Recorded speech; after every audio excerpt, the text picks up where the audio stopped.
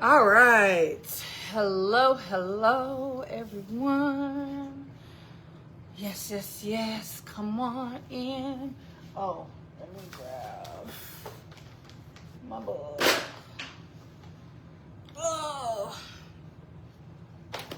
make sure I got my book here. Hey, you guys. Hello. When you come in, make sure you guys share this out if you want to. Say hello so I can shout you out if you want to shout out real quick. Hey. I know this is a late one tonight, but had a lot to do today, so I could not get on here at noon today. But I wanted to make sure I came on here tonight. And hey, Courtney. I mean, not Courtney. That does not say Courtney. That says we even went into where the virus came from. Hey Sean. Hello. Hey Angel. Hey. Yeah, so we did touch on quite a few things. I was able to show you guys what the virus looks like, in the simplest way in the picture I showed. So we did about 14 questions. This week we're going to do questions 15 through 26, okay? Questions 15 to I'm tongue tied. Question 15 through 26. These are going to be talking about diagnosis, medical care, and what it means to get started. Hey Willie, hello.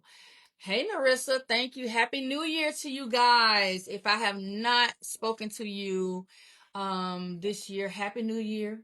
Hello. Okay. Hey Denise, good evening. Good evening. All right, so make sure you guys are sharing this out. Whoever you think might benefit from this information, your followers, family, friends, whoever it is, make sure you're sharing it out. If you do send stars at any point, I appreciate you and thank you in advance. Sometimes I don't always see it when it pops up, so I don't want anyone to think that I am not seeing them if they send stars. Okay. Yeah. Why is my thing making all this noise?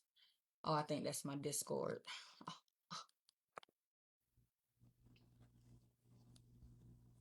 Yeah, it's making noise over here. Let me close it. Okay. Hey, Sherry. Hello. Hey, Waverly. Happy New Year, Radiance. Oh, Sean, you're in San Francisco? Okay, Northern California. Listen, everybody in South California, I don't even know what to say right now, but stay safe, honestly. Please stay safe, you guys. Hey Shawnee. Yeah. Hey Angela. Is that how you say that? Long hair, yes, it's growing. Can you believe I started from nothing? Yes. It's growing. I remember when it wasn't even, it was like all the way up here. I couldn't do nothing but just let it be up here. Now I got a little flow to it. Got a little bounce going. Oh, hey, that says Miss Kelly. Miss Kelly says my niece contracted HIV and wasn't aware until she went to donate plasma. What are some words of encouragement for her if you have some? All right, so Miss Kelly, for your niece, something that I would say is for her to just know that whatever it is that she wants to do in life, whatever it is she wants to achieve and accomplish, she can still do it. A lot of people get a diagnosis and they feel like life is over. They feel like um they can't do the things that they wish and dream to do. So the biggest thing is I want her to know that she can still do those things. Nothing is going to stop her. As long as she continues to do what the doctors are telling her, take her medications, make sure she's seeing them, just knowing herself and her body, and if something's not right, let the doctor know. If something doesn't feel right, let them know. And that is going to carry her forward. It's going to be hard because she's going to question herself. She's going to question all of her actions that led up to the point that she has the diagnosis. She's going to do all of those things. It's going to take her through a mental roller coaster, but the biggest thing that I want her to know is that she's not alone. She has me. She has you for support, because obviously you're a support system, because you're listening to me, you're asking questions, and you really want to know how to encourage her. So um that is what I will say. That is something that is huge. Support systems are huge. So as long as she knows that she has you, me, others, she's not alone, and she'll be fine. So hope that can help a little bit with encouraging her, and also encouraging you to be able to talk to her about it. Okay. Anybody else want to ask any questions before we get started? Uh You've been following me since you remember when you started my lock journey. Okay. Yes, Sean. Thank you, Shantae girl. Red lips. Look, I haven't really been wearing my lipstick like I like. I get on camera with y'all and I do put my little lipstick on, but when I'm out and about, most of the time, because I'm always drinking some water or some coffee or something, and I'm moving around. Um, and of course, when COVID came, we were wearing masks, so I had to stop wearing lipstick. So I'm kind of getting into the mode of putting lipstick on again. Um, so hey, thank you, Radiance. Thank you. Exactly. Denise said something. She said, accept the diagnosis, but not the prognosis. Absolutely. A diagnosis doesn't stop you, okay? I need you to know that. All right, so let's get started. It's 9:15. Let's get started, because I don't want to hold y'all here. What they say? What they say in the good look? You know, I don't want to hold you too long. You tag me, girl. Don't be tagging me in her live. I don't fool with her. If I see on the street, it's on site. Now I'm just playing. But no, I don't deal with I'm not a supporter of Kendra G's shenanigans anymore. So yeah, there's that. But if it was something you think I needed to see, let me know, and I can always see it. But I don't really interact with her anymore. Um because I feel like people are being thrown into her lives um with malicious intent. Okay? I don't like it. I don't like it. I don't like for people to be used and ridiculed, and the way that some of those show episodes and things go, I just don't like it. So, sometimes you have to separate yourself from the things that are not, of what it is that you are wanting to be a part of. So, had to do that. Oh, child. And see, that is not the show for that. You know what I'm saying? Nicole, come on now. Do you really think going on there is the space to do that? No. Granted, this is probably somebody who wants to date and wants to have a relationship. But do you think a dating show like that, where people are going to ridicule you and question you in the comments and say all these negative things, that is not the place for it? So yeah, I'm gonna go look though. Let me if you get a chance in the comments, just let me know, was it tonight or what day was it, and I'll go and look. um in case I might need to reach out to the person and offer them some comfort, because that's probably what I'm gonna have to do. um yeah. All right, let's get it going. Let's get it going. Oh, somebody said the comments was bad. Oh Lord. See, that's what I don't like, y'all. I don't like it. All right, so we're gonna start with question 15 tonight. Let me get to it. Yeah. All right, so we're going into talking about diagnosis. So some of the things we're going to be talking about, we're going to talk about how is HIV diagnosed. We're going to talk about how do I know if I've acquired the HIV virus recently, and what if all my tests are negative, but I'm sure that I have HIV. So that's some of the topics we're going to touch on. Okay.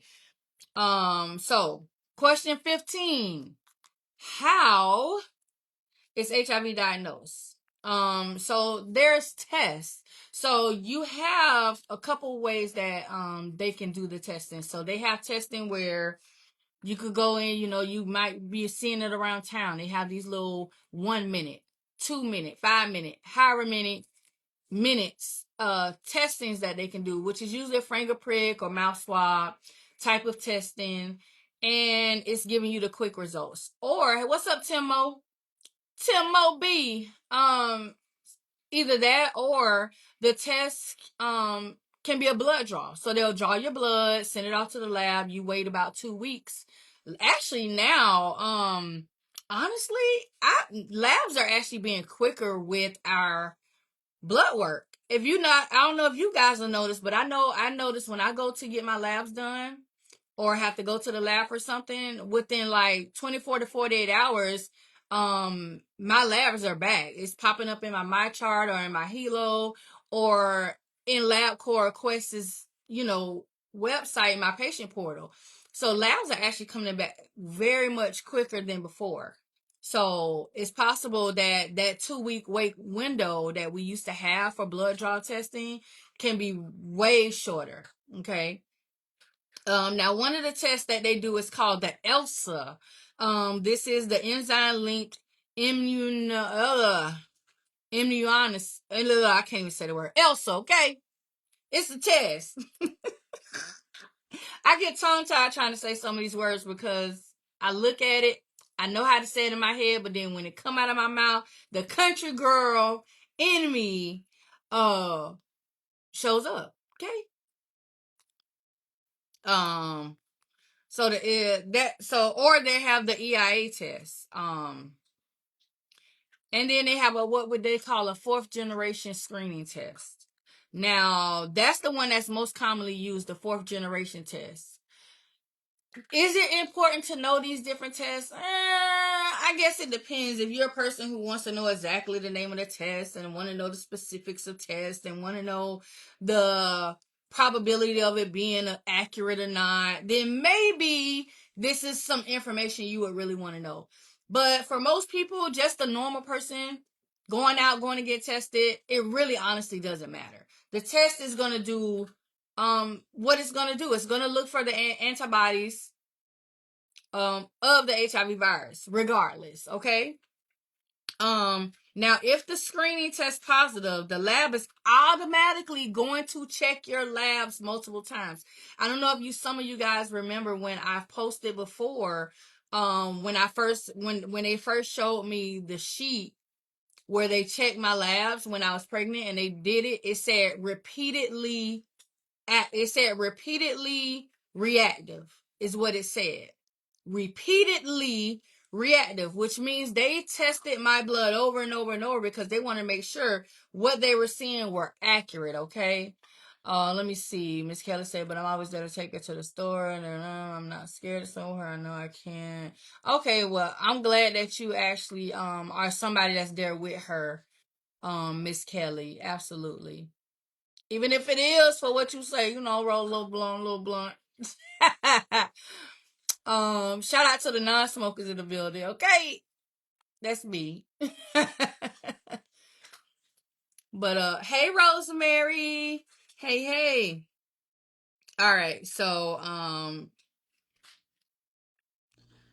yeah, that is basically how it's diagnosed, through tests. And again, you have the rapid test, you have where you go in and get your blood done, or you also have they have home testing. So you can actually go to oraquick.com, and if you go there, they will actually send you free testing through oraquick.com. It's a swab in the mouth. They have some where you prick your finger. You can go on Walgreens, CVS, Walmart. They have the test in the stores. They're about $49, $59. So not too expensive, but they're right there, accurate. You're going to get results. And no. Now, I will say this. A lot of people often ask me, how do I feel about home testing? I'm a little conflicted with home testing, and here's my reason why. Home testing, I feel like to do that, you need to be completely in the right mind. Say, for example, you're having this home testing done because you caught your partner cheating, or you caught something wasn't right, and you just like, you know what, I need to know. But the thing is, are you in the right mind? Say you're not in the right mind, and you are at home and you're taking this test, and this test comes back positive. There's nobody there with you to talk to you, to counsel you, to basically bring you down from that now elevated level that you're going to jump to once you see these results. So I feel like this is something that needs to be done in a setting where any event, your test results are something that you weren't expecting, that there's somebody that can immediately be there for you. You know, to comfort you and to offer guidance and advice moving forward. Yeah. So that's what really always scares me about the home testing. But it is available for people to be able to do. So please, if you feel like you need to do that, they're at the store for you to get. All right. Question 16. How do I know if I've acquired HIV recently? All right. Most people feel sick within a few weeks of getting the virus. Okay. This is called the acute infection period. Okay. The symptoms occur, um, can also be called acute antiviral, or retroviral syndrome. So basically it's like you might feel like you got a cough or cold, little things like that. Um, you know, and this is it just feels normal. Like it might feel like my sinus is acting up, I'm getting a cold, something like that. Uh Most people don't experience these things. So I need you guys to know. Most people that you're gonna meet, there's 39.9 million people in the world who are HIV positive, okay? Out of that 39.9 million people, most of us have never experienced any signs and symptoms. So I need you guys to understand, because a lot of times you'll ask, okay, what are the signs and symptoms of the HIV virus? And I have to tell you, honestly, most people can't really tell you what they've experienced because they've never experienced anything. You do have what they consider the textbook signs and symptoms, but most people can't even confidently tell you, oh yeah, I experienced X, Y, and Z, because they never really experienced it. Okay. But some of the things that they can experience could be like a fever, a rash, muscle aches, fatigue, sore throats, lymph nodes getting swollen. Remember I told you your lymph nodes are like your tell-all sign that something is wrong with your body. When your lymph nodes, which are right here behind your ear, when your lymph nodes start to swell, um, that is a sign that, hey, my body is sick, something is wrong, trying to invade my body, and my immune system is now trying to fight it. Some of the more or less often signs that can happen, some people experience what's called Bell palsy, which is kind of like, I don't want to say like a stroke face, but it's like where you get like a slight paralysis to one side of the face. I know a lot of pregnant women get it because it also can be triggered by like, if you're pregnant, sometimes the baby can be sitting on a certain nerve that kind of shoots up, and it'll affect whatever side of that nerve that goes up into your facial muscles. So that, sometimes meningitis. Um, so yeah, myopathy, that's dealing with muscles and weakness. Sometimes people have issues with their legs. It just all depends. No, that's why I say nobody is the same. No two people are going to experience the same things. Now also, during that period of having those acute symptoms is a lot of times when that fourth generation test is going to usually show positive, and it's going to detect the virus, because now when you're in that period of that acute, you're about 8 to 12 weeks from the last time you had that unprotected sex that has caused you to now possibly have the virus. Okay. You went through that window period. Okay. And that, remember, that window period, It's like 2 to 4 weeks. After the 2 or 4 weeks, I say about that. That's why they always tell you don't come in and get tested for about 8 to 12 weeks after your last time you had unprotected sex. If you're trying to find out for sure if you're HIV positive or negative. A lot of times it gets missed. A lot of times the diagnosis can get missed because those acute signs and symptoms can look like other things. I've just told you. It can look like it's a cold. It can look like this. So a lot of people they may go into a urgent care clinic and say, hey, I'm not feeling good, I got a cold. They're not thinking, oh, just a couple weeks ago I had unprotected sex and I might have HIV. They're thinking, oh man, I done caught a cold. So the doctors are not going to be necessarily checking for the HIV virus or any other STDs. They're going to be checking for cold. They're going to be treating you for a cold virus. Okay. So but either way it goes, it's important for you to get tested if you know you've had unprotected sex and something arises and it doesn't feel right or seem right. Okay. It's important to get tested in those early stages because that means lesser issues down the road. Oh, thank you, Karen. Hello, hello. Hi, you guys. Everybody that's tuning in right now, thank you guys for watching. I know it's kind of late. Usually I do these about noon. But today I had to do it later because I had a busy day today. All right. Now, question number 17. And again, if you're tuning in, we're doing 100 questions about HIV and AIDS. Last Friday, we did questions 1 through 14. Today, we're going to be doing questions 14 through 26. So, question 17. What if all of my tests are negative, but I'm sure that I have HIV? Well, guess what? The good news is that with HIV, it is not hard to diagnose. I keep telling y'all that. I don't know who created this whole thing of, oh, HIV lies dormant. You can have it for 10 years and never know it. Listen, let me tell you something. I need you to remember this. Take a note, clip it. I don't know. You will know that you're HIV positive within 3 to 6 months of possible exposure and infection. Let me say that again. Within 3 to 6 months of possibly contracting the HIV virus, you will know if you're positive or negative. You will not find out 5, 6, 7, 10 years down the road. You're going to know soon. The virus does not hide. That is not what it does. The virus does not want to hide. The virus actually wants you to know it's here. That's what the virus wants you to know. This dog is trying to get in my lap, y'all. The virus wants you to know that it is here, okay? It's not going to hide. What happens is people decide, I don't want to go to the doctor. I know I feel bad, but no, I'm just going to get this over-the-counter medicine, take care of these symptoms I'm having, and I'm just going about my business. They are too afraid to go and get tested to even know if something is wrong, worse than just a cold or flu or whatever.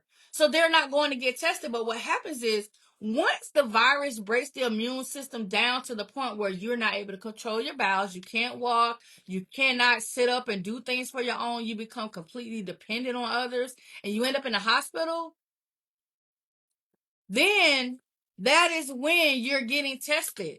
Because guess what? Now you're that sick, you have to go to the hospital. The doctor has to rule everything out. You go into the hospital and you say, oh, my bowels, my this, my this, my this. So the doctor say, okay, let's check the intestines. Okay, let's check the lungs. Okay, let's check the kidney functions. Let's check this function, that function.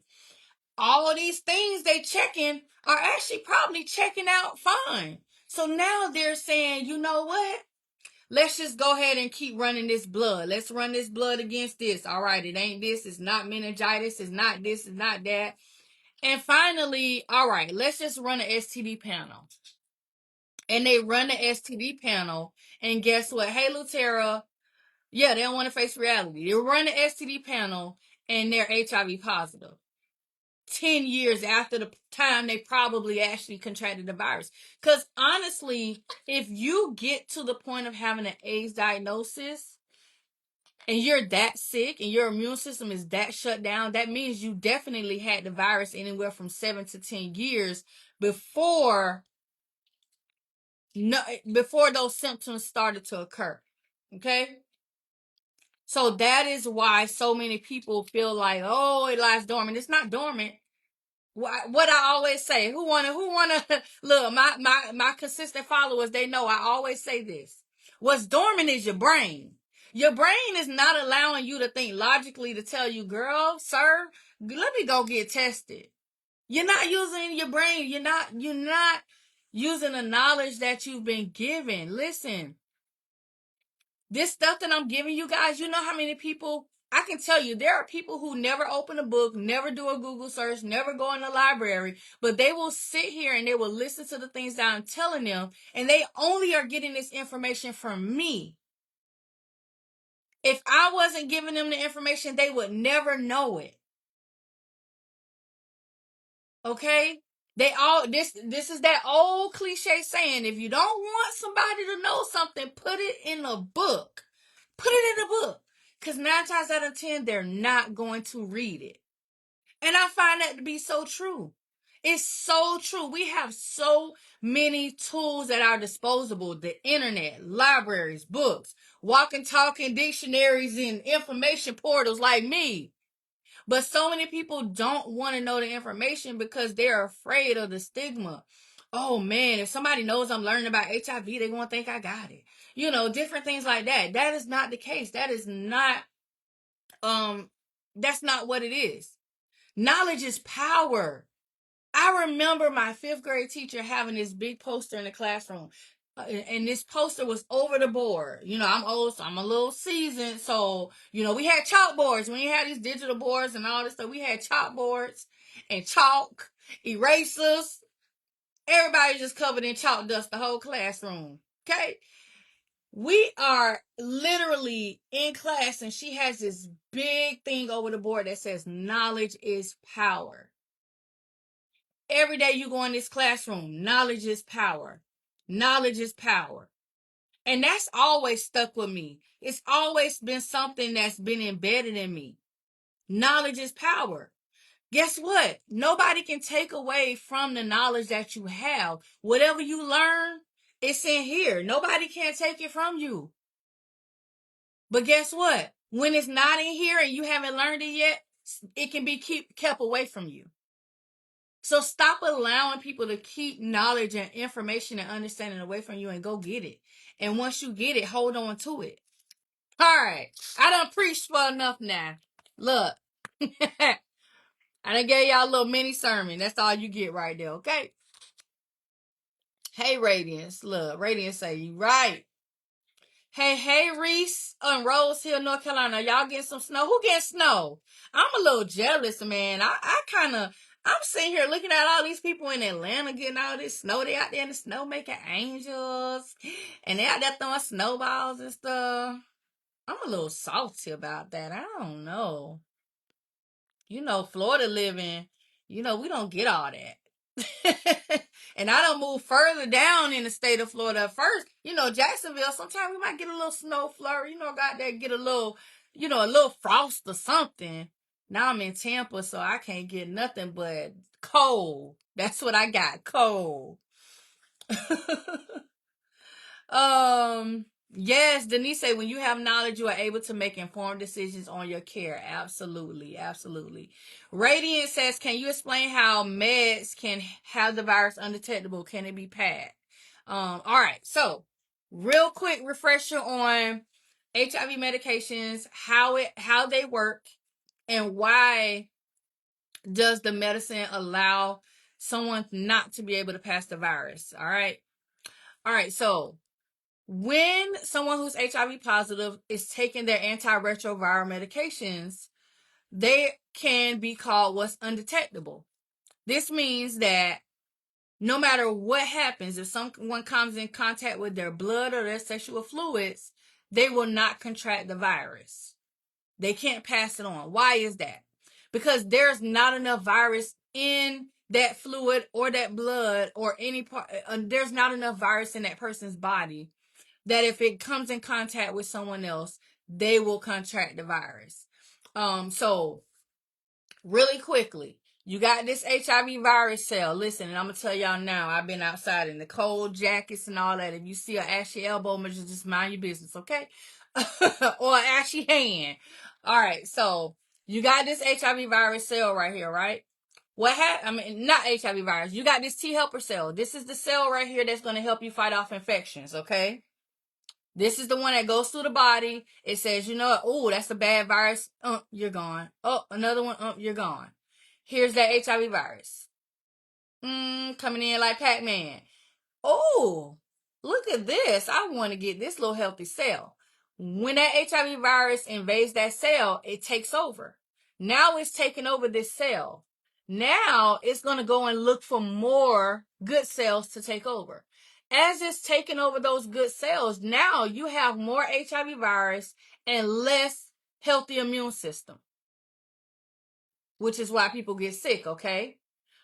So, if someone finds out, oh, I'm HIV positive, let me take this medicine. They start taking their medicine. Guess what? All of those HIV cells, when they go and see another cell they want to invade and take over, they can't. Because that HIV medicine now has entered the body. It has now come in as that extra cover of protection over that healthy cell. And that virus can't get it. And you know anything about viruses, all viruses need a host. They need a host to survive and to live. So when the HIV virus cannot find a host in your body to take over and invade, it dies. So that is what the medicine does. The medicine protects those healthy cells that you have. It's like a coat of armor. Literally, it's like a coat of armor. It's protecting that cell, and the virus cannot get in and attack it and take it over. So it has to die. And that's basically what happens. And so when you're taking the medicine and it's doing this, if someone else comes in contact with you, whether it's through blood, sexual fluid, say it's mother to child, different things like that, they're not going to be put at risk because you don't have enough of those bad viruses for them to have any harm to them. Okay? And so when you're undetectable, you cannot transmit or pass the virus on to anyone else. Thank you, Laverne. Thank you, thank you. Hey, Karen. Oh, you in Memphis? You got snow in Memphis, but you ain't go out. You in St. Pete, Radiance? I was just in St. Pete today. I had to go over to St. Pete today. Actually, I was over there by all children's John Hopkins All Children's Hospital. I was over there today. I didn't leave from over there till like 1:00. And I got over there probably about 10. So yeah. What you say, Reese? You hate snow? You been snowed in? Oh man. Did y'all get your bread and milk and egg? Whatever? I for the life of me, I don't understand. Why are there certain things that people like, oh, it's a hurricane, oh, we gotta go get X, Y, Z, oh, it's a snowstorm? Because what is you actually finna do with milk, eggs, and bread if the power go out? If the snow snap the power lines and the power go out, what you actually gonna be doing with the eggs and the milk? I mean, the bread, of course, you could eat it, but the other stuff gonna go bad. I don't know. You got snow in Alabama? See, I ain't really seen the news today to know where everybody got snow at. You lived in Philly originally and you moved to North. So you in North Carolina? North Carolina do get snow in the northern parts, like Charlotte up north. Let's see. Oh, y'all supposed to get a little bit, but nah, okay. You welcome, Nate. Hey, I see your 1 year badge. Thanks for being a follower for a year.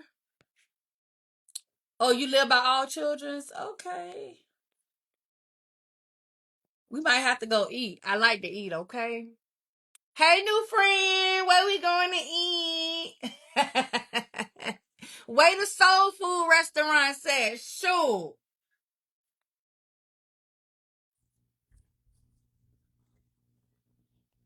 All right, so let's keep it going. All right, so that part that we just talked about, that was talking all about diagnosis, okay? Now let's jump into medical care, cuz this part is going to really be important for you guys who are allies, or you have a family member like Miss Kelly has a family member, or this is the part that's going to be important for you guys, because yes, a person who's HIV positive, they need to know this information. However, this is important for everybody, because say you do encounter someone like Miss Kelly, her niece came to her and disclosed to her some things, and she's become a support for her. So now guess what, Miss Kelly is sitting here watching me, she's soaking up this information. Maybe her niece will come and have a question, and because Miss Kelly heard me say it here on this live, she'll be able to help her and answer her. Okay, so question number 18 says, how do I find the right medical care? All right, so choosing a medical provider is one of the most important decisions you make about your health. That's true for anybody and for anything. So you got to make it carefully. A lot of people, honestly, when it comes to choosing an infectious disease doctor or where to go, most times they don't have a choice, because you get a diagnosis. Say you go to one of the AIDS service organizations, and we're going to talk a little bit more about those in a minute. But say you go to one of those places, and you're afraid, like, oh, people are gonna see me going here, they're gonna see me going in, because everybody knows this the HIV clinic, so I don't want people to see me going in here. And so you find you a clinic way across on another side of town where nobody knows you, or in another county. I've seen instances where people go to different counties, where people don't know them.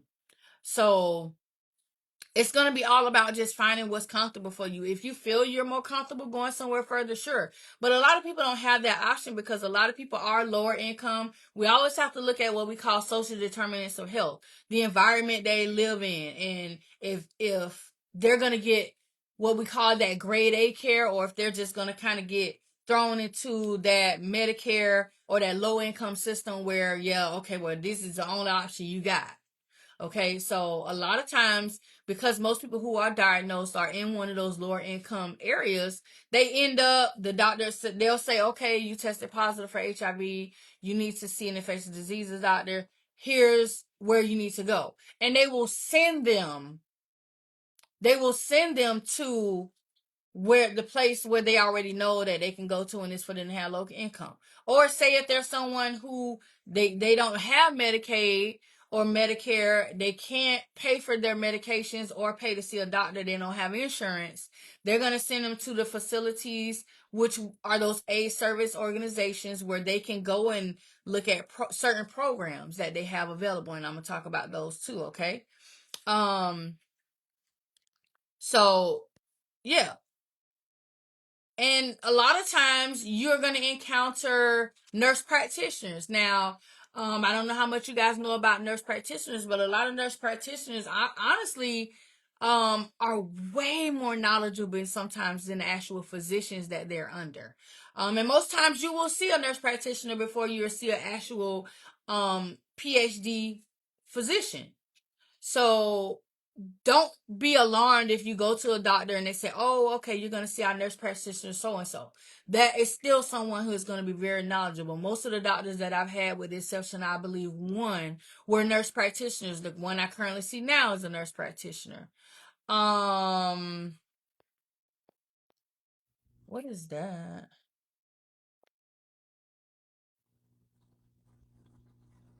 I don't know what that is you put in there, Renee. Look, don't y'all be here promoting nothing. Don't be here promoting nothing. No, I'm just playing. What conference, Renee? Renee said, inbox me if you want to come to my conference February 21st to the 23rd. What conference? What is the conference going to be about? You've been HIV positive since 2020. You're open to talk to anyone about it. Hey, Shania. Hey, hey.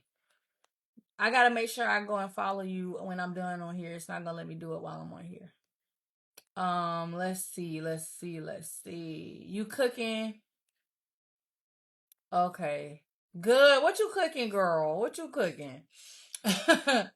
All right. So now, like I said, and sometimes people feel like they need to find an expert.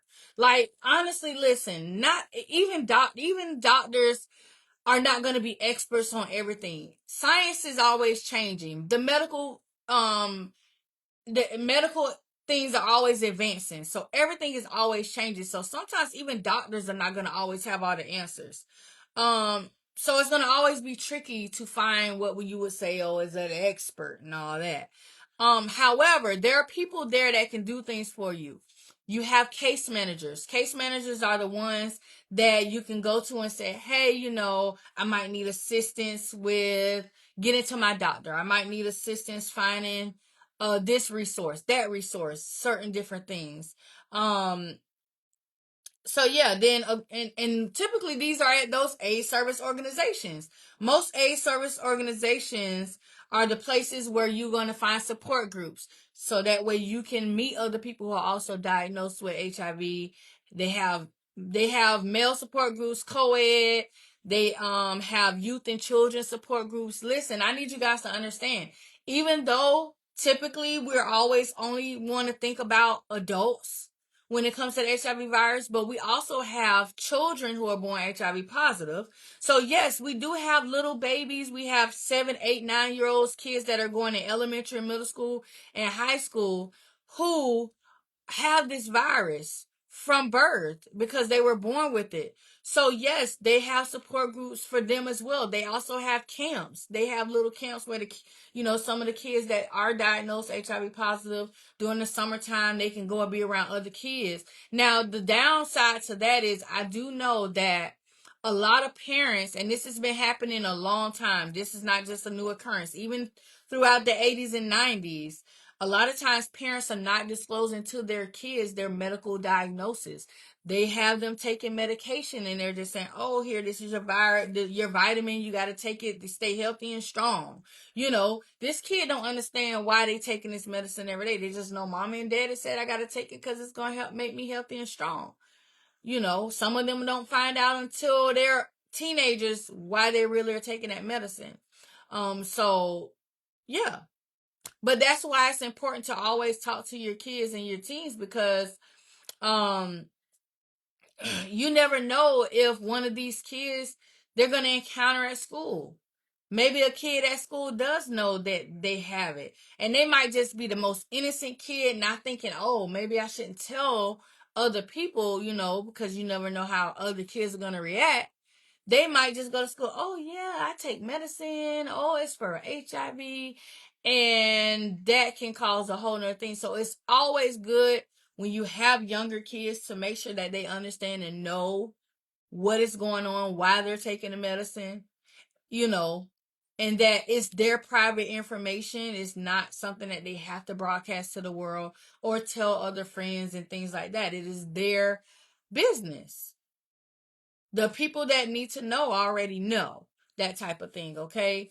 um oh, that's good. I'm so glad your kids don't have it, Shania. I think I'm saying it Shania or Shania, because I mess up names, girl. I do.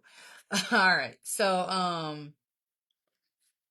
and listen, also another thing when it comes to finding the right provider, having a infectious disease physician does not mean you have to get rid of your regular primary care physician. So say you have someone you regularly go to as your primary care provider.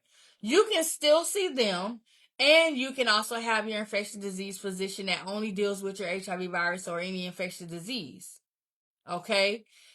So, there are some infectious disease physicians and offices that can do it all. Say you just don't want to have to deal with the back and forth and you want to just do it all in one place. You could do it all in that one place too. They'll do everything. Okay. But again, it's all about that, because there are some facilities and some places that do offer this dog is bothering these toys, y'all. There are some places where they offer certain services, like the office that I go to, they have not the specific office I go to, but a couple of their other branches, they have a dentist. Listen, they got a whole works. You ain't got to go nowhere. They got a dentist office. They got the pharmacy. They have labs where you can go in and get your labs. They got the person that does your Ryan White services, which we'll talk about that too. They have what else they have? They even got a food pantry in there. Say you just low on food, low on money, can't get no. They got food pantries. They have all kind of resources and things in there. It's like a one-stop shop. Okay, so yeah, whatever other doctor you need to have, you can have it. If you need to go and see a doctor that does internal medicine, guess what? You can still have your internal medicine physician, and still you'll have an infectious disease physician. And if you want to still have a primary care physician, you can have that. A lot of times the infectious disease physician can handle certain things. Like, for example, my infectious disease physician is also my primary care physician. So what they also do besides my HIV virus is they do my diabetes. So I see them for my diabetes and I see them for the HIV virus. Now, if I have to go and see other specialists, they send me to other specialists. Like, I go once a year to have my retina checked. If I need to go and see, they got me going seeing cardiology right now just to make sure my heart is good from when I had the shingles, and the kidney doctor, different things. So they'll send you wherever you need to go and still be who you need them to be. All right. So question number 19. Let's keep it moving. How do I deal with my healthcare provider? Yeah, so I like this first sentence. It says the provider who treats you for your HIV will be an important person in your life for a long time. This is true. This is so true. This is why I tell people, when you find a place to go and when you find that doctor, try to stick with it. Try to stick with it. Try to build that bond and that union, because I remember when I was first diagnosed and I moved back to Jacksonville. I was going to one of the clinics in the, low income area where they send everybody. I call it the Medicaid hospital, I was going there, and every 3 to 6 months I was seeing a new doctor, and I was like, wait a minute, I just got to know this doctor. They just got to know me. Now I got a whole new person. I got really tired of new faces. Every time I get a new doctor, I got to reintroduce and re-explain myself and all this stuff. So I end up leaving there and going under the branch that I'm under now, which is Can Community Health. And I'm able to. I was with the nurse practitioner I was with before I relocated here. I was with her for years. And then now with the one that I'm here with now, I'm gonna be with her as long as I'm in Tampa. If you got shingles, do you have herpes too? No. No, Miss Kelly. So shingles, okay. So yes, shingles is a type of herpes, but shingles is not like a genital herpes or a oral herpes. Shingles is the chicken pox. So a lot of people don't know. I'm glad you asked this question, Miss Kelly, because a lot of people really don't understand a lot of these viruses and how they're all connected. Chicken pox is a type of herpes virus. Did you guys know that?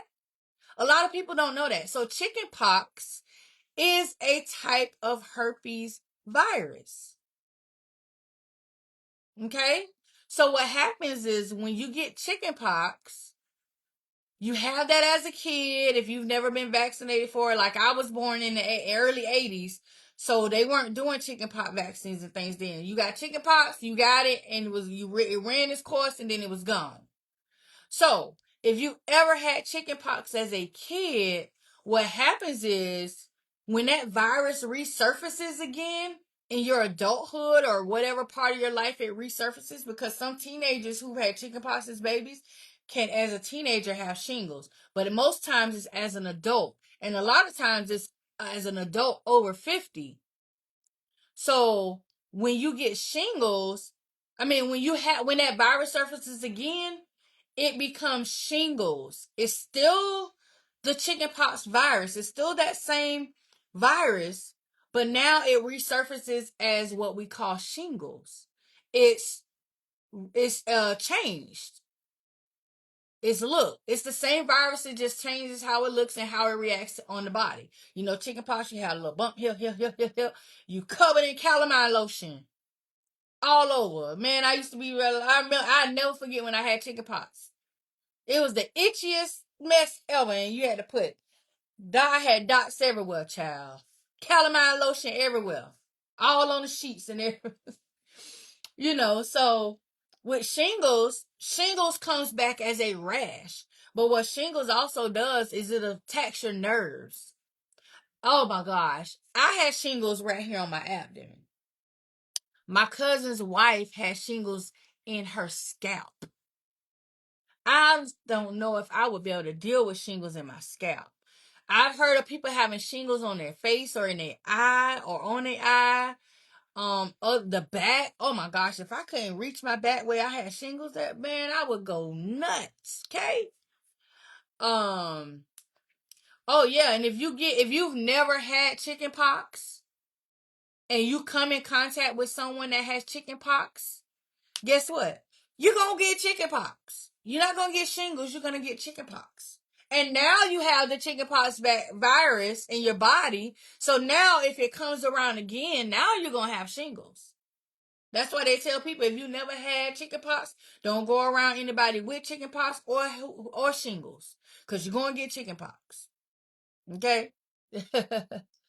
What are the shingle symptoms? Oh gosh. So for me, I can only tell you what I experienced. So for me, I started feeling a numbness, like a tingling numbness. You know how, like, say for example, you sit on your leg or lay on your arm too long and it goes numb, and when you get up, that little tingly feel like pins and needles. That's what it started feeling like. So it started feeling like that mildly, like very mild. So I would kind of rub, and I'm like, why I feel like that? I'm thinking, okay, I slept wrong. I did, I'm thinking that. And then I start noticing what looked like little blisters. You ever had like what they call them, water blisters? Little blister. And I'm like, what in the heck? And then when I saw it, I immediately knew what it looked like. And I was like, oh man, I got shingles. Because they won't give you the vaccine until you're over 50 unless you're immune compromised. I didn't know at the time that I should already had the vaccine. But yeah. So it'll look like little blisters. They'll be there for so long when it's an active shingles, and then as they're going away, the blisters kind of go away, but the numbness still can be there. Because those nerves now have to reconnect. Those nerves have to reconnect. So yeah, shingles is no fun. I got my first half because it's two parts to the vaccine. I got one. I gotta get a second one. Oh shoot! Look, I made the balloon. Huh? Wait, I made the balloons pop up. Y'all saw that? I made the balloons pop up. Remember, I was trying to remember how to do the balloons the last time. I was like, I know it's some other stuff you could do. I put 1, 2, and the balloons popped up. Mm. Come on, balloons, do it. Now they don't want to pop up. Not a balloon. You know what? That's all right. You don't got to pop up. Yeah. Okay, let's keep going. All right. Now, let me see. All right. So, question number 19, we were talking about how do I deal with my healthcare provider.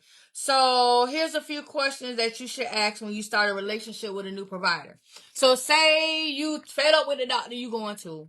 You want to go see a new doctor. Some of the questions you want to know. First, you got to make sure they cover your insurance plan. If you have insurance, you want to make sure they cover it.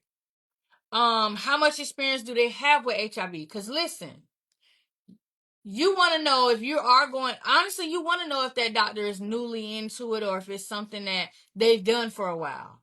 Because depending on your knowledge, if you don't have a lot of knowledge on it, you're going to want them to tell you things. And if they can't tell you a lot, they're going to have to go and try to search for those answers too. So you got to want to know, those things. How do, and you want to know if they stay up to date on things. Do they stay up to date with all the latest advances? Because let me tell you something. I was the one who would go and tell my doctor most of the time when I saw new stuff going on. When I saw new stuff, I would go to my doctor. I'll be like, oh, did you hear about such and such? And my doctor be like, no, what's that? And I'll be sitting here like, I know this lady ain't just say no, what is that? You don't, like, a lot of these doctors don't know about the awareness days that they have. They don't know about conferences that take place, like a lot of these conferences and things that I go to. They don't be knowing about this stuff. And I be like, are you serious? They really don't be knowing. So you want to know if your doctor is really into the advances and staying up to date on things. You want to know, will they be your primary provider, or will they just be like a consultant, or your specialty doctor? You want to know how often that they will see you. Is it going to be, are you going to have labs done every time you come? Are you going to do it in the office, out? You want to know those things. You want to know how to reach them between office visits, especially if you got emergencies and things come up. And you want to know where you should go if you need to be hospitalized. That's very important, because you do not want to be taken to a hospital that is not a hospital that your doctor is contracted to be able to go to. Because then now you're going to be seeing other doctors that don't know anything about what it is you're dealing with. So you want to make sure you know your home. I call it home hospital. You want to know that. All right, question number 20. What are my provider's responsibilities and what are mine? So here's your provider's responsibilities. As being a person who's going to be caring for you and your HIV positive. Hey, Tamika Boo, y'all. Look, them babies was loving that snow. I saw your little video and stuff. I said, look at them. I want to come to the snow in Atlanta. Girl, everybody is having a ball in that snow. All right. So because your relationship with your provider should be a partnership, these are mutual responsibilities that both parties should be aware of, okay? Your provider's responsibilities to treat you with respect and to pay attention to your concerns and your opinions. To ensure that urgent medical care is available to you at all times. To keep you informed about your health status, your progress, and your prognosis in a language you can understand. Listen, if there is something you don't understand, ask them to break it down. Which is why I do a couple things when I come on here and I educate you guys and I talk. I give you the textbook and I give you the scientific information, but I also try to break it down in the most layman terms and in the most simplest way possible, because I can be one who gets so involved into the science of things and the big words of things that I forget that I need to break it down for you guys. And so I have to remember that. So if your doctor is saying something and you don't understand it, like, listen, tell them, look, talk to me like I'm 5. Okay? Another one of your provider's responsibilities is to tell you about your treatment options and to be willing to provide advice about which options they think is best for you, and to inform you of important side effects or long-term toxicities of medications, and to help you weigh the risk and benefits of therapy without overwhelming you with a long list of bad things that rarely happen. Because sometimes that'll happen. They'll say, oh, you know how you watch these commercials on TV?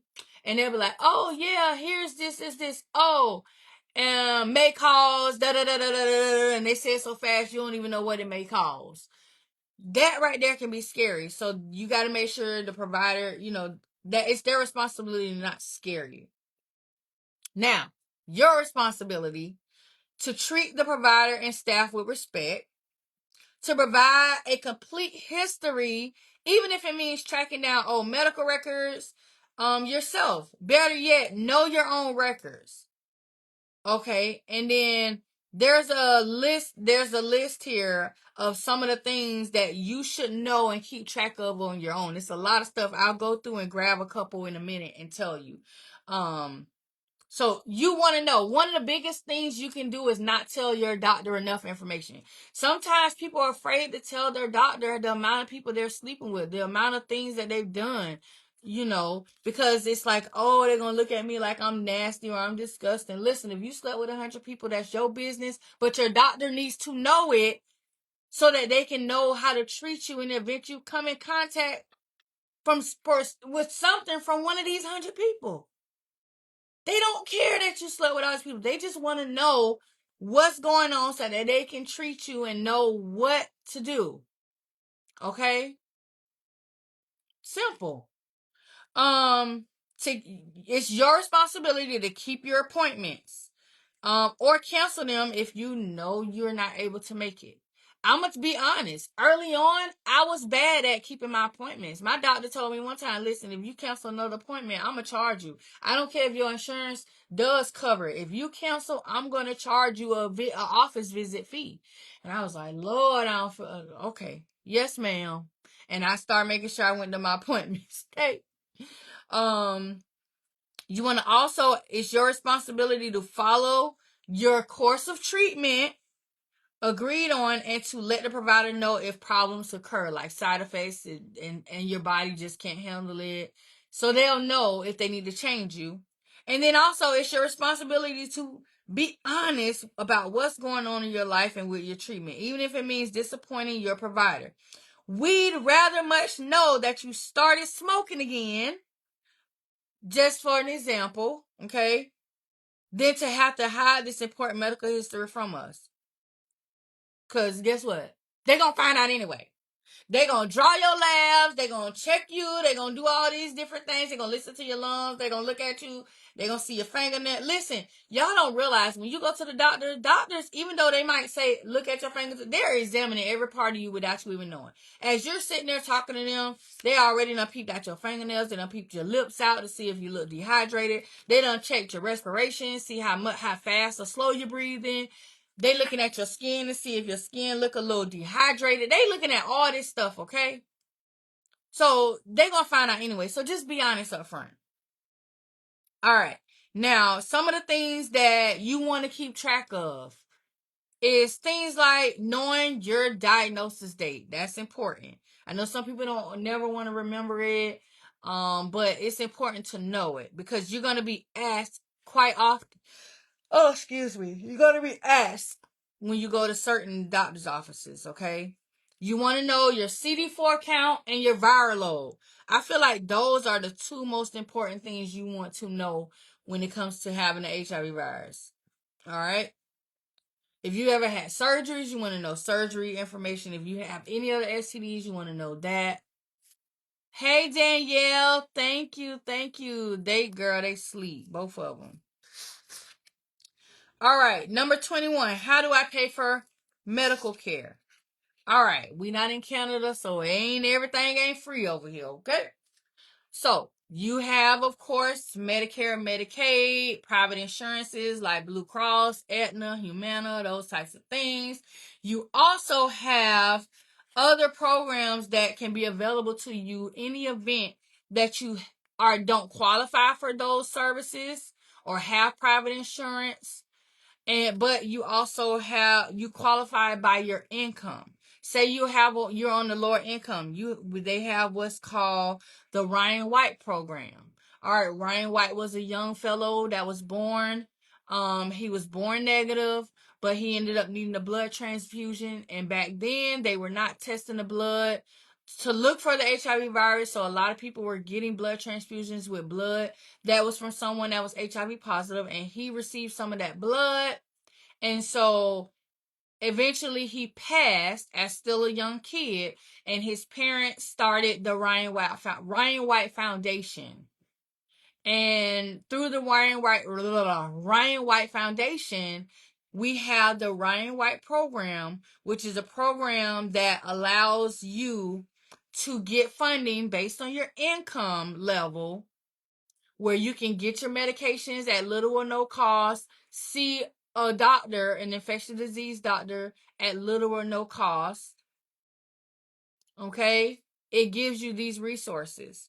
And with the Ryan White program, you usually recertify it once a year. You'll go in once a year. If anything has changed with income or anything, they'll update it. If your income takes you over that level you need, and they'll let you know, hey, your income's a little higher now, you don't qualify. If you're still in that level, they will renew it, give you a little card with your dates on it, saying, all right, you renewed it, you're good from this date to this date. So say, and a lot of times, even if you have private insurance or Medicaid or Medicare, they will still give you Ryan White, because say something happens. For example, something happens and Medicaid say, oh, you can't have Medicaid right now. Oh man, how am I gonna see the doctor? How am I gonna get my medicine? Well, guess what?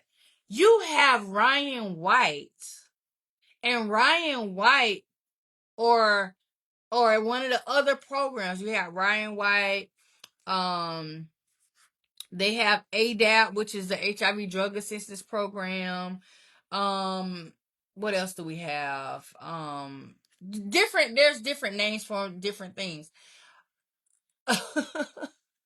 So, hold on. I think somebody. Oh, Danielle said, "How do you get the assistance?" Most times, you need to go. If you go to an infectious disease physician, a lot of times they offer these services in the office. So everything usually is already right there for you. They have case management, they have the ADAP, they have the Ryan White. They usually have somebody already in those offices, and they do everything for you in the office. There's nothing online for you to fill out and do. They do it right there face to face. You get the card right there. You're immediately able to use that card. At any place that accepts those Ryan White services. And so it's just that it's as simple as that. So, any other questions before we keep going? Because I think we're going into our last little section. Let me see. I think this is my last. All right. Yep. We're going into the last little section, and then we're done for tonight. So this last section that I'm going into is about getting started. So this is where I'm getting ready to break down a couple of these things you've heard me say and talk about, and explain it a little more. And if you have questions before I finish, please make sure that you ask them. Okay. All right. So in this section here, we're going to talk about CD4 count and what it means. We're going to talk about resistance testing and what happens and what it means if you get resistance. And we're going to talk about some vaccines. What vaccines do we need? Okay, Danielle, gotcha. All right. So what does CD4 mean? All right. All right. You ready? Y'all ready? We're moving on. All right. So your blood contains 3 kinds of cells. Okay. I know. Science. Gotta love it. You have your red blood cells. That we all know about our red blood cells. We have our white blood cells or platelets. You know, sometimes, I mean, they sometimes sometimes you hear platelets, sometimes you hear white blood cells, sometimes you hear both. So you have your red blood cells, your white blood cells, and your platelets.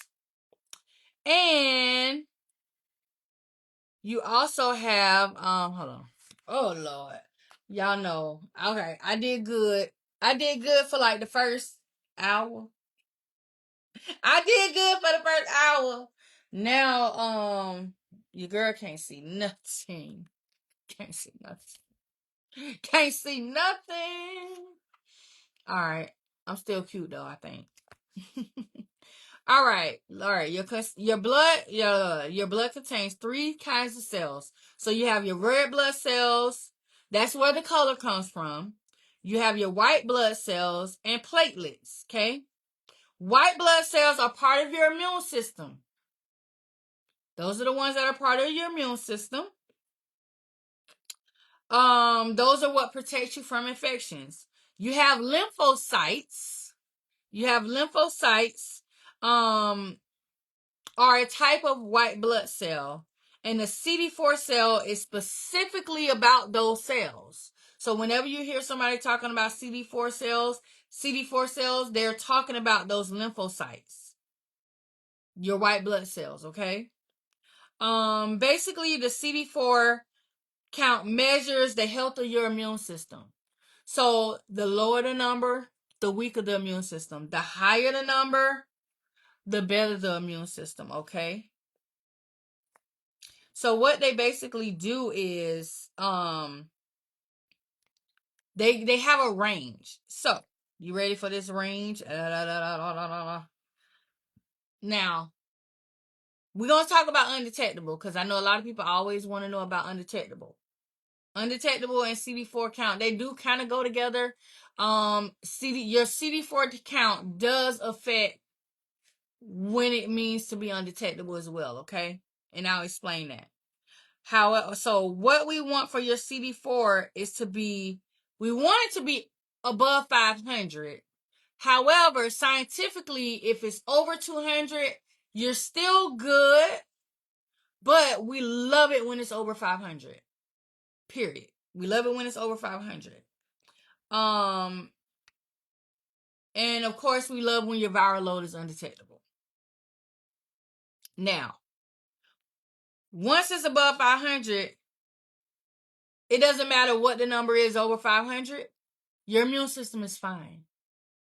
It gets fishy and it gets tricky when your number goes under 500. We're like, okay, something going on. We got to get you back up. But once it goes under 200, that is when you're going to start feeling awful. You're going to start feeling sick. You're going to start feeling weak. You're going to start feeling like something is wrong. And that also means that you're probably not taking your medication. This is one thing for sure. When you're HIV positive, your doctor's going to know when you're truthfully taking your medicine or not. They're going to know. So if you're not taking your medicine and you feel like, oh, well, I'm feeling good, my blood pressure good. Oh, yeah, my skin look good, this. Oh, yeah, I'm good. They gonna know you ain't taking your medicine when they look at them labs and your CD4 count is down here and your viral load is up here. They gonna know. They're gonna know. Okay? So basically your CD4 count is how many healthy white blood cells, those T helper cells, those are the ones that help you fight off infection. How many of those you have in the body? Now what's the viral load? All right. This is the one here that everybody looks at because the viral load is what tells us if you're undetectable or not. This is the one that is so important for so many people. The lower the number, the healthier you are. The chances of you giving anyone else the HIV virus, not there. Almost non-existent, okay? Yes. So basically, the viral load measures the amount of HIV virus in your blood. Simple. That's what it does. It looks for how much of the HIV virus in the blood. Now, I said this many times before, and I think a lot of people listen, but they don't listen. When they are measuring the viral load, they're measuring it per milliliter. Per milliliter. 1 drop of blood is 1 milliliter. A drop of blood is 1 milliliter. If you get a 1 milliliter syringe, I don't know if you guys ever seen 1 milliliter, a 1 milliliter syringe. 1 good drop of blood can be a milliliter, okay? Small, very, very small. In that 1 milliliter of blood, they will check to see how many viruses are in that 1 milliliter of blood. And that is going to tell them if you're undetectable or not, if you have a lot of the virus in your body or not. If there's less than 20 of those HIV viruses in that sample, you're undetectable. If it's not, then the chances of you giving someone else the HIV virus is there. So you want that number to be low. A lot of times, that number, look, I've seen people have 3,000, 1,000. Listen, the scariest thing that I ever learned about this virus, learning this stuff, do you want to know what babies and kids and infants, you want to know what their viral load is at when they're babies? It's in the millions. The millions. It's in the millions. Crazy, right? So we have to make sure that you're taking your medicine. Now, question number 24, and then we only got 2 questions left for the night. What is a resistance test and when should I get one? All right. So, if you're HIV positive and you're taking your medicines like you're supposed to, and the medicines are working and it's doing what it's supposed to do, then you're going to always pretty much be able to take that medication. Now, say the doctor gives you some medicine. And, oh, okay, I'll take it good. For 2 good straight weeks, I'm taking it. But then all of a sudden, you know what, a week go by, I don't want to take it. And then maybe 2 days come, you take it. And then now you go another 3 weeks and you don't take it. But then, oh, shoot, you know what, I got a little cough. Let me go take a pill real quick. You take a pill, and then you don't take it for another month or so. The less and less you start taking the medication, the more your body says, you know what? I don't even like this medicine no more. So the next time he or she take it, I'm not even going to work. I'm just going to look at that medicine like, I don't even want you. That's what the virus, that's what the medicine and the virus does. The less you give it to it, the more it don't want it. And what happens is it stops working. Because you were not consistent in taking it. Now your body's built up this resistance to the medicine, and now it's not working. There are people out here who have done this. Not done it once or twice. They've done it multiple times. Every time they doctor put them on something different because they became resistant. Okay, guess what? All right, we're going to try this. Then they become resistant to that. A lot of the medicines that they have to fight the HIV virus, although it is quite a few medicines, some of them use the same combinations or, and guess what happens? If you become resistant to some of the main medications that are in some of the other ones, that means you can't take none of them. There are people who cannot take any HIV medicines. None. They can't take none. They are literally resistant to all the medications and they can't take any. Yeah. It happens. So there's 2 type of resistance tests that they'll do. They'll do a genotype test and a phenotype test. The genotype test is what looks for mutations or changes in the genes of the virus which cause the resistance, okay? The phenotype test is what measures the virus's ability to replicate in the presence of the drugs. So it's going to look at both of those. It's going to look at both of those. And then there are also some additional tests that can be done. They have other testing that they can do. But the thing is, you don't want to be resistant to any of this medication. You don't want to be in that number of people who can't take any of the medicine. You don't. All right. So, question 25. What other tests do I need? All right. So, here's a list of tests that when you're HIV positive, these are some of the tests that you're going to see frequently done by your doctor. Why? Because a lot of these medications, hey Thelma, hello everybody tuning in and watching right now. If I hadn't spoke to you, hello. So these are some tests that are important tests. Some are ordered once. Some of these are ordered regularly. Okay. Your CBC. Everybody know what a CBC, complete blood count. This is the baseline. You probably gonna have a CBC done every time you go in. So every 3 to 6 months, your doctor's gonna get your CBC done. This is where they look at your hemoglobin, your hematocrit, cell count, platelets, looking to see if your calcium, all this stuff. Then you have the comprehensive chemistry panel. This one is also one that they might do every 3 to 6 months. Or you might hear it, the metabolic panel. This is the one that usually called the metabolic panel. This is the one that's going to be looking at your kidney and your liver functions. Because a lot of these medicines definitely can affect your liver and your kidneys. What happens when they're resistant to all meds? They can't take any of the medicines. So basically, you got to put 2 and 2 together at that point. If there's no medicine that they could take to help them fight the HIV virus, then yeah, it's going to happen. the end.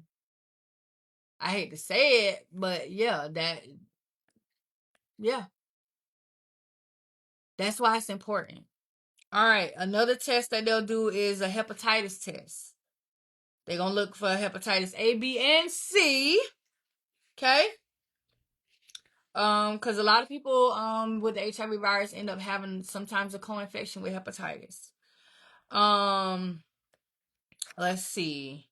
They're gonna do TB tests, tuberculosis. I feel like it's always important to get tuberculosis test. Okay. Especially when you're working in the medical field, they're gonna have you doing TB tests all the time. They're gonna do a toxoplasma antibody test. That's going to find out whether you have been exposed to any parasites that cause toxoplasmosis. You know, a lot of times that's why they tell pregnant women not to change the kitty litter and things like that. Women are going to get pap smears because they got to make sure that they're looking for cervical cancer or what they call cervical dysplasia, which is like changes in the cells of the cervix, things like that. You should have a pap smear at least once a year, ladies. They're gonna also check your glucose and your lipid panels, because what happens is sometimes that medicines can increase your cholesterol, your blood sugar, things like that. And they're gonna do a urinalysis. They're gonna do a urinalysis because that's gonna also tell them if you're having signs of kidney issues or infection. And a lot of the medicines. So here's a couple of the medicines that if you're taking these, they definitely are going to be doing your analysis. Viri, Truvada, Complera, a triplet, or a striblet. Stribble. I'm talking about striblet. Stribble. Those, especially, I've taken Truvada and a triplet. A triplet is a once a day pill. Viri is a little smaller pill. A lot of people take Viri with other combinations. Truvada is one that is used to treat the virus and is used as a PrEP regimen. So if you ever take PrEP, the pre-exposure prophylaxis, your doctor is going to be checking your labs constantly. They're going to be doing all that stuff because they got to make sure that it's not affecting your liver and your kidneys and all those things, especially your kidneys, because it's something that it can do. Other tests they might do, like they might do chest x-ray and things like that. So just expect to know that your doctor's going to want to check your body to make sure that you're not having issues. All right, some of the vaccines, and this is question number 26, our last question for the night, and then I'll see you guys next Friday, okay? So question 26, what vaccinations do I need? So these are some common vaccinations that they have when you're HIV positive. They want you to have because you're at a higher risk of getting any of these different things if you are positive. So they're gonna want you to have a tetanus shot. Listen, that lady told me, and matter of fact, I'm gonna tell you, if you don't know what vaccines you need, hold on, let me see. I got it somewhere over here on my table. Listen, where did I put it? I just got this sheet. Hold on.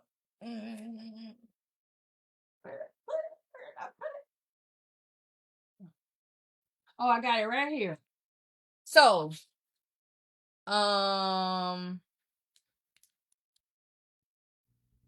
is this the one? Let me see.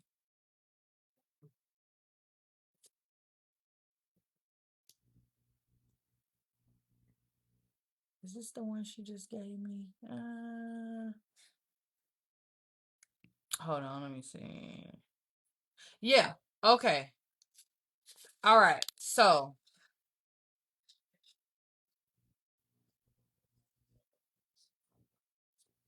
you can go to Walmart. I got this from Walmart, okay?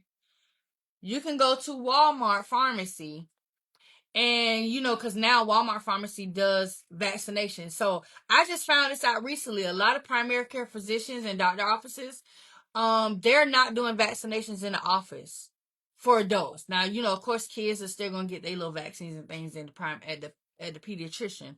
But for adults, a lot of primary care physicians and doctor offices are not doing vaccines in the office because insurances are not covering it.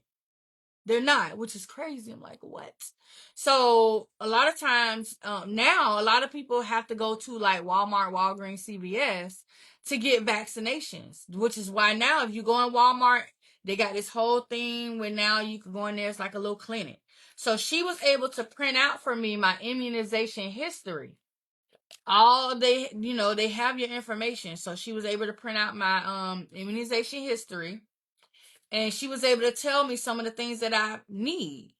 Um, Honestly, a lot of the things, um, it shows even right here.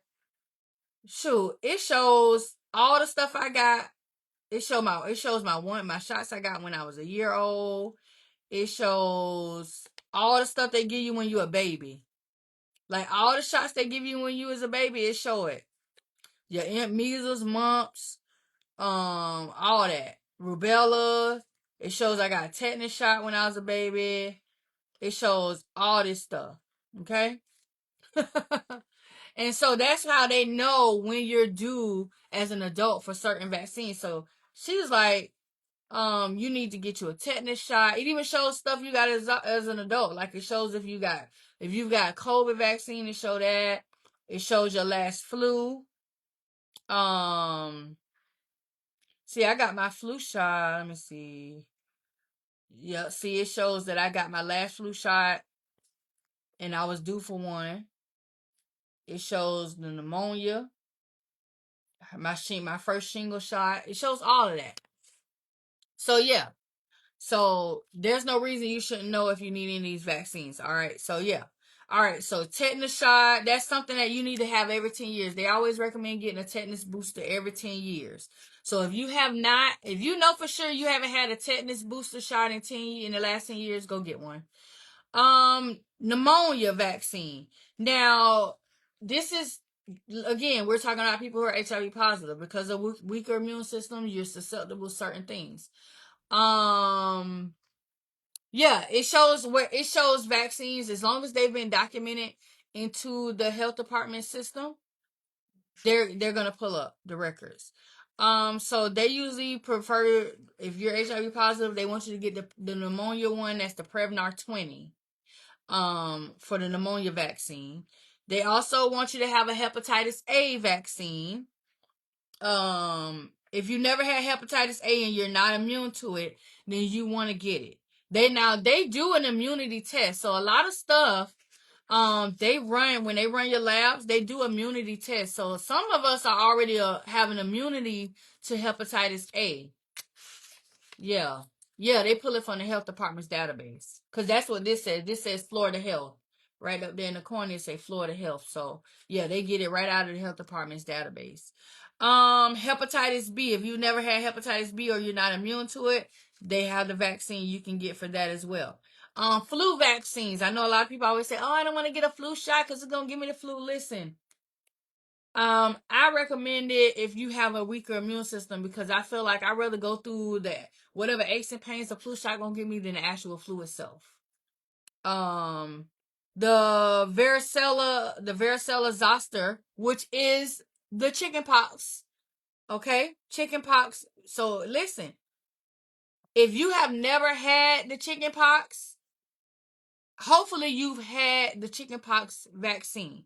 Now again, older adults, like I'm 41, almost 42. So as a kid, I did not get a chickenpox vaccine. I actually had chickenpox itself.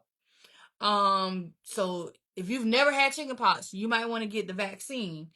And then shingles is one. Everybody over 50 should be getting a single shingles vaccine. Now, the only exception to the shingles vaccine, getting it under the age of 50, is if you have a compromised immune system. Like me. So, because I'm under 50, but my immune system is slightly compromised, I qualify for the shingles vaccine. The HPV vaccine. Now listen, of course, they are now wanting us, as they wanting our younger teens to get this vaccine. This is a vaccine. HPV is something that you do not have sexual intercourse. You don't have to have sex to get HPV. It can come from simple skin to skin contact, hugging and kissing, okay? You know how they be saying, "Oh, you gonna get cooties." Guess what? HPV is them cooties, boo. HPV is them cooties. Circle, circle, dot, dot. Now I got my cootie shot. Go get your cootie shot. Go get you the HPV vaccine, because yes, that is something that you can get without having sexual contact. Okay? And most people actually come in contact with HPV on a daily basis. Anytime you're touching or around other people and you're making skin to contact, you're always at risk of getting HPV. The meningococcal vaccine. So the meningitis vaccine. This is also another one that is really important. You get it in 2 separate doses, 8 weeks apart. You get 2 separate doses within an 8-week time period. The meningitis vaccine covers groups A, C, W, and Y. Okay. And it's recommended. Okay. And they do now COVID is a thing, so now they're also looking at, people with HIV. People with HIV respond well to the COVID vaccine, and if they get COVID, the symptoms that they experience are less. I'm telling you, listen, I went through 2020, 2021, 2022, and 2023. What's that? 2020, 2021, 2022, 2023. I went through 4 years of never having COVID. 4. And then what happened? Here go my little happy behind. I was like, oh yeah, I'm about to go outside. Oh yeah, I'm about to go see Escape. I'm about to go see Maya and who else was it? Escape, Maya, SWV. Yeah, I'm out here all at the sister. What they call it? The latest soul whoever concert, child. Yeah, I'm all down here at the stage, honey. I'm all down here outside. Okay, child. That's on a Saturday. By Monday, I had COVID.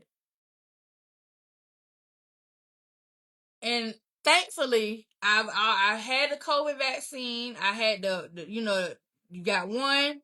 You got, I think the one I got, you had 2 of them. Let me see, what is that? Yeah. I had with the Pfizer, you got 2 Pfizers, and then I had 1 booster. And that was it. I was like, yeah, I ain't doing it no more. So I had that. But, so I guess it held me over for 4 years, because I know I went to them people concert and I ended up with COVID. Now, what helped me was the fact that, so a lot of people don't know, a lot of the HIV medications are also, they're antiretroviral medicines. So when they're treating COVID, they're using antiviral medicines to treat COVID. So some of the same things they use to make up a lot of the chemical makeup to the HIV medications are also some of the kind of things they use for the COVID medicines and things like that in the vaccine. I mean, because these are all considered infections. You notice when people got COVID, who did they call? They called the infectious disease department. Okay. They called the ID. So yeah, a lot of these things do kind of correlate in that sense of when it comes to the compounds and medications that were used for COVID vaccines and for being sick. Like they used the Paxlovid. Like I had to take a week-long thing of the Paxlovid medicine when I had COVID.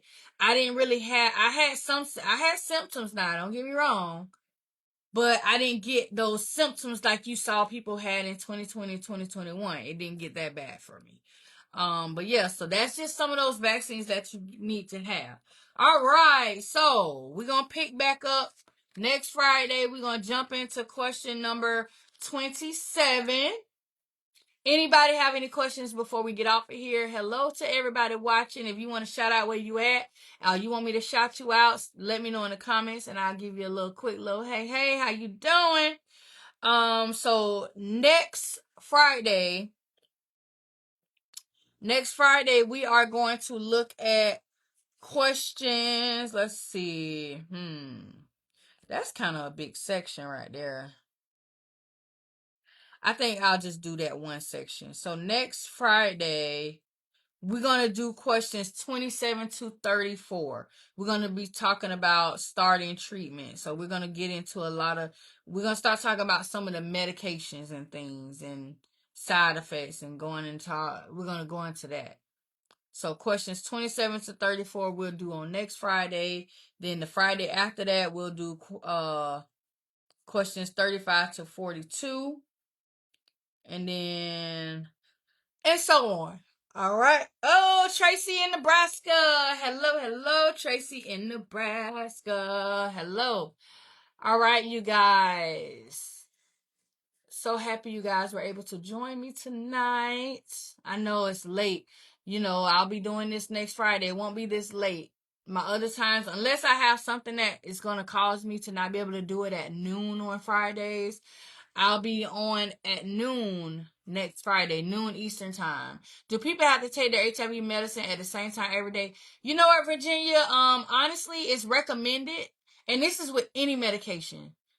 Any medication you're taking, if you're taking it every day, you want to try to take it the same time every day, because what you want to be able to notice is you want to notice things of change. You want to notice if you have a side effect or if something is affecting you in a certain way. You want to know that, okay, well, I know I take my medicine around this time. So if I take my medicine and say I take my medicine at 8 p.m., by 9 p.m., I'm feeling itchy and scratchy or I'm feeling tingly every night at 9 p.m., maybe that's my medicine. So you definitely, Denise, you got a 5-year badge, girl. Ooh, Denise, you got a 5-year badge. Look at you. Oh, Lord. Y'all shout out Denise. Denise got a 5-year badge. I just saw that little number. I ain't had my glasses on earlier, so I definitely ain't see that. So yeah, I would recommend you take it every single day at the same time. It's very cold, Tracy. Hey, Detron in Texas. Hello, Toronto, precious. Toronto, Canada. Okay. What's up, Monica? How you doing? Hello. All right, y'all. It's 10:45. It is 10:45, so I'm going to give y'all a few more minutes. You welcome, Virginia. Virginia got her 1-year badge. Monica got a 2-year badge. Oh, look at these I love my longtime followers, y'all. Okay, Louisiana in the house. Yes. Bahamas. Hey, Jocelyn in the Bahamas. I got my passport. I haven't used it yet. I want to go. It's so many things I want to do with my passport, and I ain't did nothing yet. I don't know what I'm waiting on. I need to hurry up and use my passport. Where's this dog at? Oh, she laying down. Like, she been play with all these toys. Hey, Amanda. Hello. I love you back, Monica. Yeah. All right, you guys. 2 years? Yes. Hey, Karen. Hey. Thank you, Brenda, so much. Look, can't tell. Brenda said, you are very beautiful. Can't tell you're HIV positive. Listen, I try to tell people, HIV has no look. It don't. It don't have no look at all. It does not. St. Louis in the house. Hey, Loretta. Okay, Loretta got her 2-year badge. Thank you, beloved. I remember when you were in the hospital. Yes, them shingles beat me down, friend. Them shingles had me down. I was like, oh, if this is what the elderly go through, because I've heard stories of like the elderly community having shingles and how it does them so bad. I had no idea that it was that bad. I was like, oh my gosh. It was really bad. I don't wish that on. I when I tell you I do not wish shingles on my worst enemy, I don't. I do not. It was bad. Do you have a badge? Yes, Sean. Oh, that number little. Sean got a 3-year badge. Hey, look. I had to take my sock off. We was out. Let me tell you, me and my neighbors and the kids, we always do a game night. We do a game night. So tonight we played a couple games, but we did bobbing for fruit. We had, of course, we had like different bins, so we was all had our own little bin to bob for fruit. We had, and each fruit that we got, we had a number, like we got points. I got 85 points. That was pretty good. I got a bunch of strawberries. I think all the ones I got was strawberries. I don't think I got nothing but strawberries. So I got 85 points, and the strawberries was like 5 a piece. So you do the math. That's how many strawberries I was able to get out. But we did, yeah, you got a 3-year badge.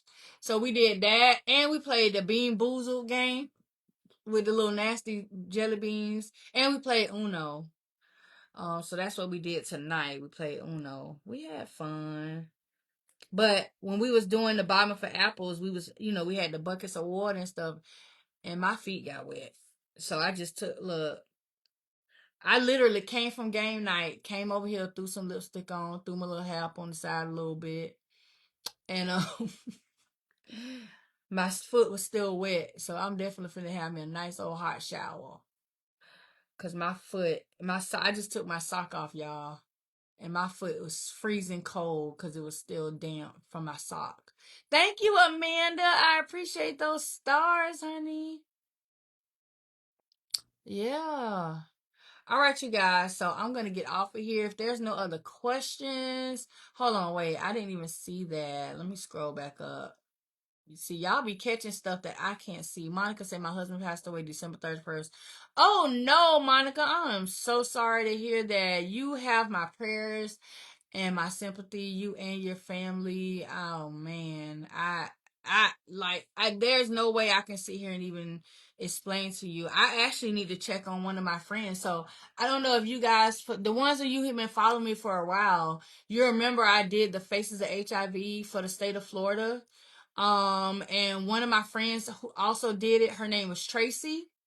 I need you guys to actually, send some prayers up for Tracy because her husband, I believe Tim did a video. Her husband's name is Tim. I want to say he did a Faces of HIV thing too.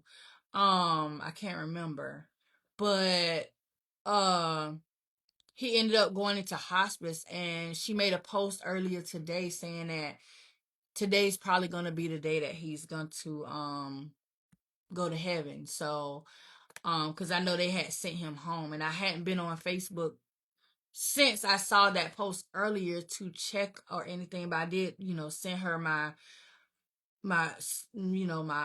prayers then. So you guys, if you get a chance, just send a little prayer for her and for Monica. That's here in the comments. Definitely. Hi Kimberly. Kimberly says I'm new to your page and I've been following you for some time now, and you're very transparent. Thank you for that's very important on any infectious diseases to learn about. You're so welcome, and thank you for being a follower. Yes. Now let me go get these wet feet in the shower. Yes. Kimberly say good evening to everyone. My other page follows you. We were friends back when you sold paparazzi jewelry. What's your other page? It say Amanda Wilson too? Cause y'all be having 1,000,100 pages on these people on Mark Good Clean app. I only got this page and my personal page. And I got another page, but I don't even use it. Like I have my original Facebook page from I got 2 original Facebook pages. One that's from 2005 and one that's 2006. I still have access to both of them, but I only use one of them. The other one, I ain't used it since probably back then, but I still have access to it. You say, did he give up on treatment? Talking about my friend's husband? No, so here's the thing. When you're aging with HIV, you can encounter so many different things throughout life. And he's an older, I don't know how old Tim is. He's obviously, he's definitely older than me. I believe Tim might be maybe in his 60s, closer to 70. So when you're aging with this virus, you encounter the normal things that people encounter when aging. It can be times 10, Sean say, don't go, keep talking to us. No, I gotta go. Listen, Monday through Friday, I am literally up. You was on the Renee page? Oh, wow. I don't know what happened, girl. You know what? Honestly, I ain't even gonna tell you. Oh, are you friends with, you say, oh, is that the name that's on there now? Are we friends on that page now? Cause you know what I did, I know, but I haven't did it in a while. Like I haven't deleted people in a while. But I did go through at one point on my personal page, and I deleted like inactive accounts. Like if people weren't if it showed that they weren't really active on their page or they deactivated their page, I kind of like deleted them as friends. Cause you know, I don't know. I was just trying to keep my friend list as small as possible. Let me see. I'm looking now. Yeah, we not on. I'm not. You're not on there. But that's probably what happened. If you deactivated or you did something, like if you like deactivated or something, or you weren't that active, I probably did delete it. Cause I feel like I'm probably if I'm gonna go through again and do it again. Cause right now I say I got 4.1 friends, 4.1K friends, and I feel like that's a lot of people that I don't interact with. Most of them are people I went to school with, or they from my city, or they family. But it is a couple people that I'm probably gonna get rid of too. So what page you use now? You use this page you on now, Amanda?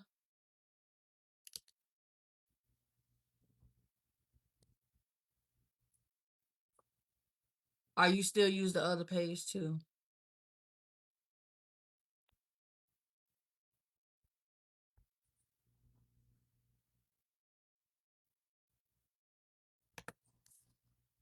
Oh my goodness. I was trying to see what picture you got. Oh, I think I just followed you. I mean, I think I just sent you a thing. It said we got 8 mutual friends. Let me see who our mutual friends is, girl. Oh, I do know who Amanda is, girl. I'm sitting here like I know exactly who Amanda is. How you get off my page? Wait, that's why I'm like, wait, how you get off? I don't even know. You was on my page, girl. Nah, you probably deactivated. I ain't even gonna lie, cause you'll be on Facebook and then you'll be gone, or you'll be done made a new page. I know exactly who you is. I was like, let me click on her page and look at her picture. Girl, I know who you is. But what you say? I deleted you, girl. I probably did. I don't know, child. May I ask what time you will be live on next Friday? Next Friday, I'll be live. Child, I'll be live at noon, at 12 p.m. Eastern Standard Time. Oh man, I know exactly who you is, cause remember I brought you some jewelry. Remember we met on Dunn Avenue, and I brought you some jewelry that time. I know who you is, boo.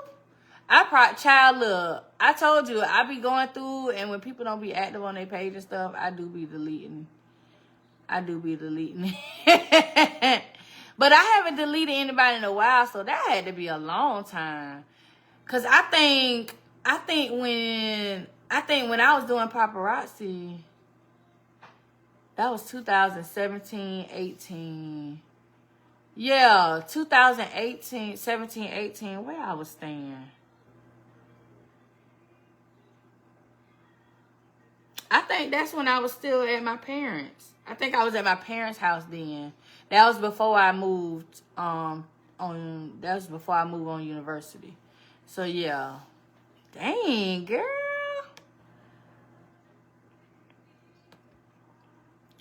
But I just sent you a thing. I just did it.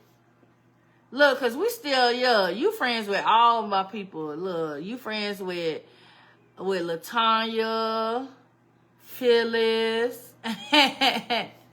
It say we got 8 mutual friends. Girl, this how much, look, this how much I don't be paying attention to Facebook. I see we mutual friends with somebody named Tracy Blanco. I'm like, who the heck is Tracy Blanco? And then I look at the picture, it's doggone, that's, Tarlisha. I didn't even realize who it was. That's how much I don't be paying attention. But, yeah, I got you. You should see where I sent you a thing. But, yeah, you guys, I'm going to get off of here. Thank you, guys. Somebody else sent some stars. Everybody who sent stars, thank you, thank you, thank you. Oh, Lord, let me, But, yeah, I'm in Tampa now, Amanda. I'm in Tampa. And where you at? Because what they say, this thing say mine. Mine, not you down there in 305. You don't went way down there.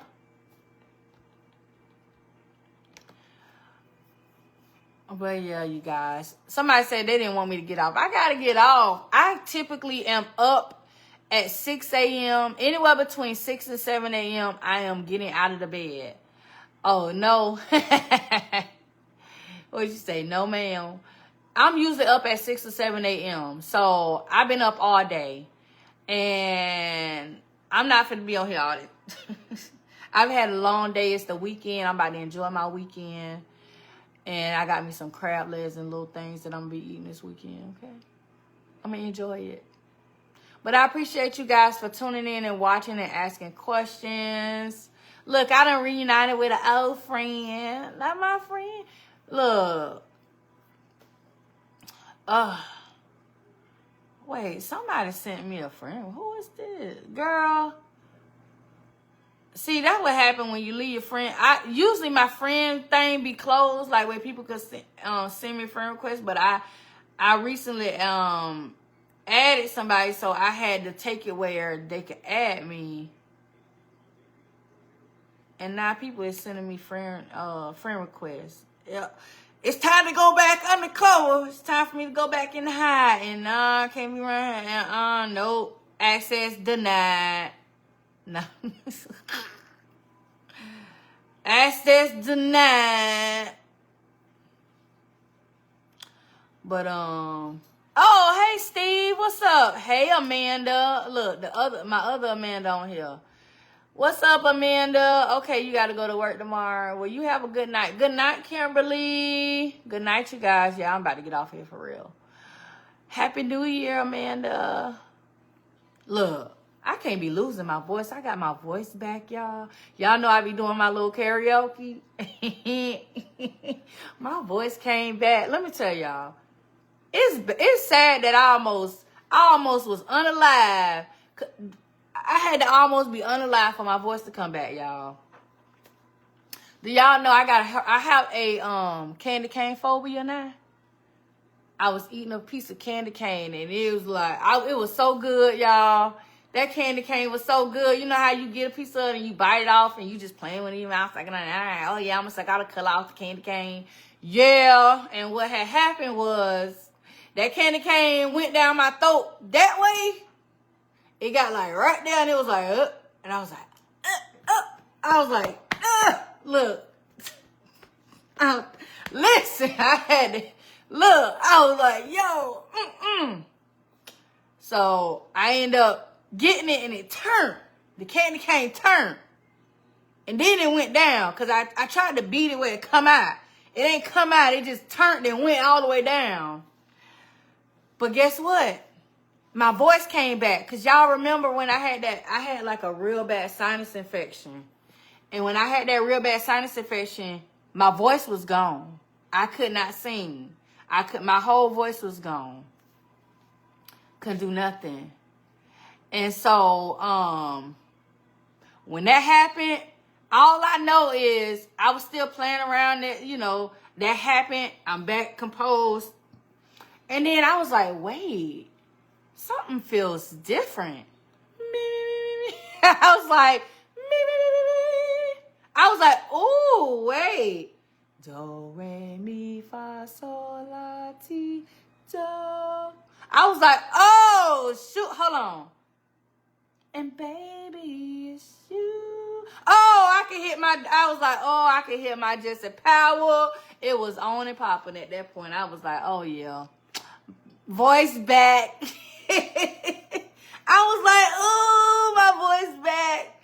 I was like, not I had to choke on a candy cane to get my voice back. This is crazy.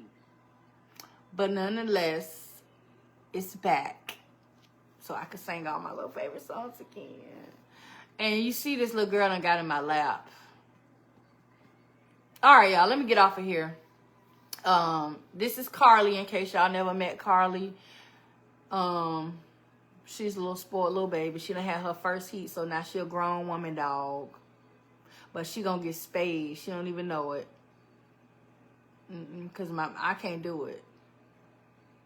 I can't do it with the humans, and I can't do it with the dogs. I'm not doing it. You getting spayed, little mama. She's sleepy. All right, y'all. Well, have a good evening, you guys. I appreciate you for tuning in and watching. Don't forget, back on here on next Friday.